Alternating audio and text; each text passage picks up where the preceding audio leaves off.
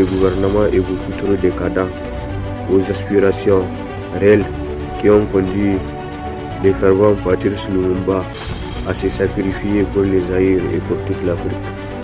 Même si l'Occident est beaucoup trop arrogant pour se remémorer ces siècles de l'esclavage, ils appellent naïvement la traite négrière transatlantique, comme si c'est l'océan qui a commis les sauvageries de l'esclavage, selon Kofi Gomez, qui disait qu'il n'y avait pas eu de commerce triangulaire, même s'il y a eu un commerce de la chair humaine.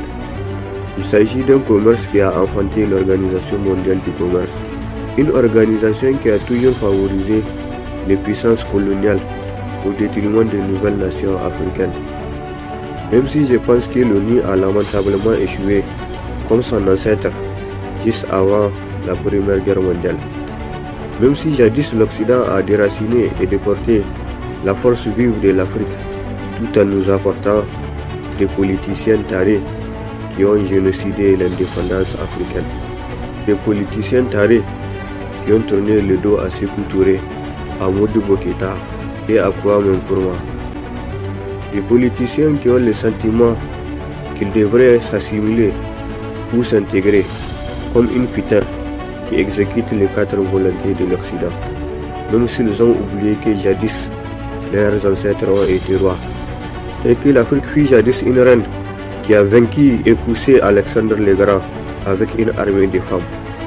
Elle fut une reine majestueuse qui a exécuté et mené les toutes premières expéditions maritimes.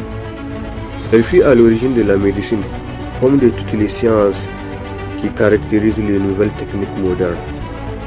Et que tout comme Léonidas contre l'Empire perse, le fervent Amadou Kourandaga n'a pas hésité à décapiter la mission Kazimazi pour ne pas capituler face à la machine coloniale française. Une machine coloniale qui coupait la main à des esclaves, tout comme les plus grands criminels de la colonisation que j'ai nommé Léopold II, un esclavagiste qui a eu le mérite de couper la main à plus de 20 millions de personnes. Même si j'ai appris que certaines avenues de la République démocratique du Congo portent le nom de ces ignobles individus.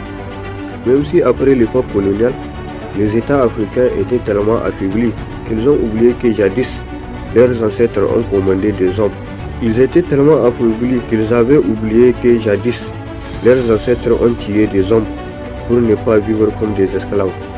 Même si Ouattara, Talon, Tinubu, Biya et beaucoup d'autres politiciens n'aspirent qu'à servir la métropole.